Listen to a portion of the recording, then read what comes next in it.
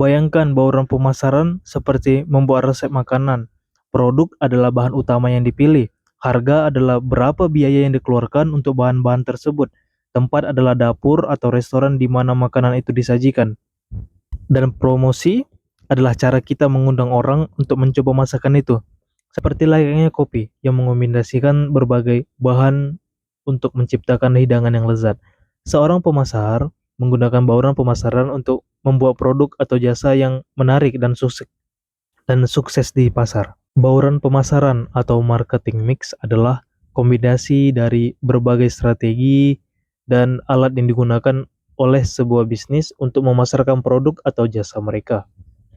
Biasanya bauran pemasaran terdiri atas 7P, yaitu yang pertama adalah P, produk.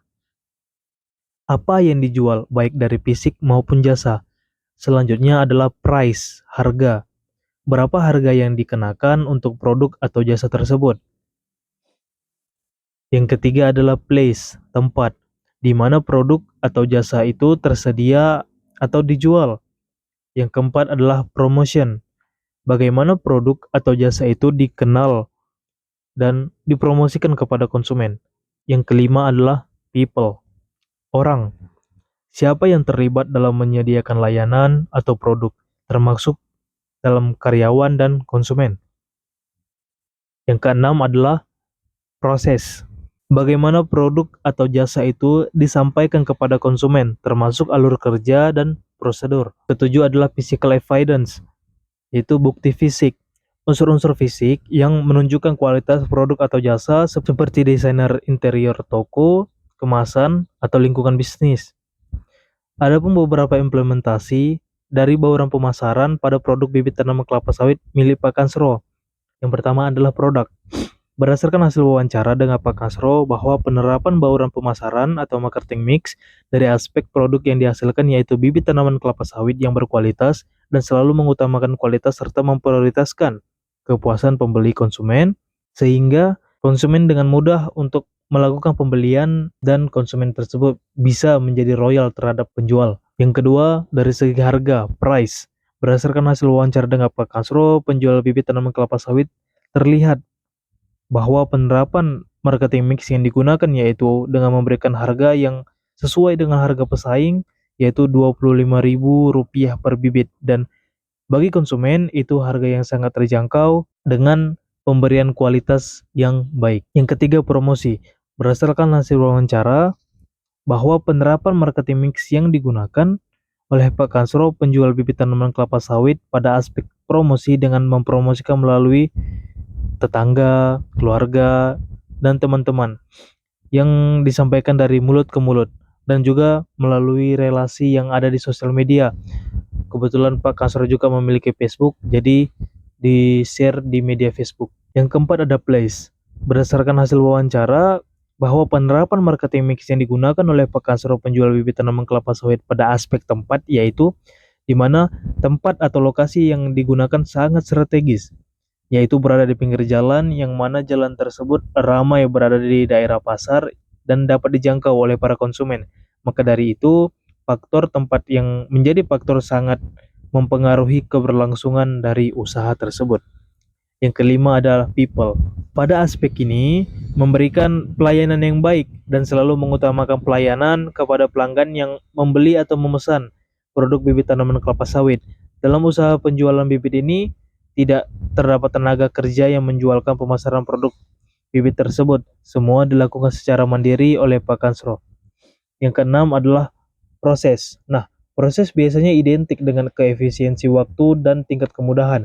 Pada usaha bibit ini sudah pasti memudahkan konsumen dengan menyediakan bibit terlebih dahulu sebelum ditanam di lahan konsumen, sehingga konsumen tidak terlalu lama menunggu dan melewati proses perawatan kecambah hingga menjadi bibit.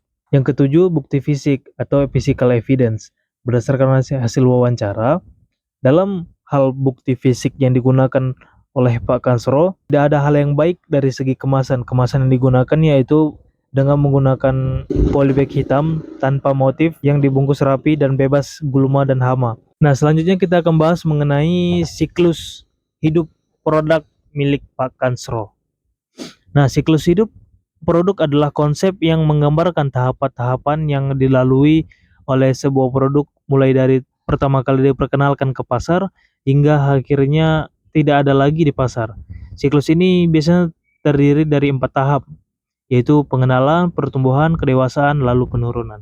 Jadi seperti halnya manusia yang memiliki awal pertumbuhan, puncak kehidupan, dan akhirnya menua, produk juga memiliki siklus hidup yang serupa. Jadi pada tahap perkenalan, usaha bibit tanaman kelapa sawit awalnya hanya menjual dalam jumlah yang tidak banyak. Biasanya bibit yang laku perharinya itu bisa sekitar 1 sampai 2 bibit per hari, karena pada saat itu Pak Kasro masih baru berjualan dan juga masih banyak lahan karet yang belum membuka lahan, dan lokasi jualan juga kurang memadai. Setelah pemilihan lokasi yang strategis, maka dilakukan analisa pasar pembibitan tanaman kelapa sawit dengan menghadirkan produk bibit milik Pak Kasro yang berkualitas.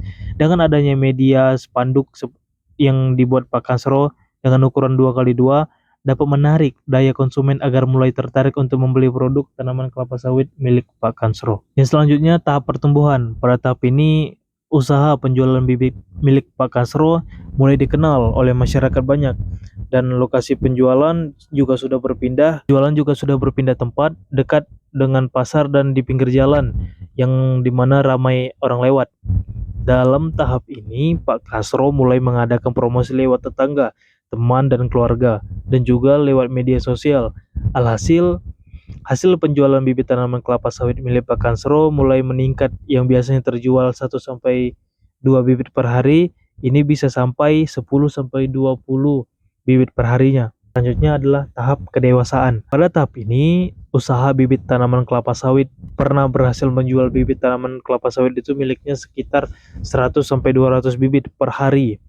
Hal ini dikarenakan adanya konsumen yang mulai banyak membuka lahan sawit, sebab dengan harga yang terjangkau mengakibatkan banyak konsumen membeli bibit tanaman kelapa sawit milik Pak Kasro tersebut. Tidak ada persaingan yang signifikan antara harga, justru pesaing yang seharusnya menurunkan harga karena Pak Kasro memberi edukasi mengenai bibit dan loyal terhadap konsumen, serta mampu mempertahankan harga yang murah sehingga selalu berdatangan ke lokasi usaha penjualan milik Pak Kasro. Yang keempat ialah tahap penurunan. Nah, pada tahap ini tidak terjadi penurunan pada usaha bibit tanaman kelapa sawit milik Pak Kasro. Bisa dilihat dari lamanya Pak Kasro berjualan mulai dari tahun 90-an, meski ada banyak yang buka usaha pembibitan dan banyak pembelian melalui online, usaha bibit milik Pak Kasro tetap konsisten dan tetap dikenal oleh banyak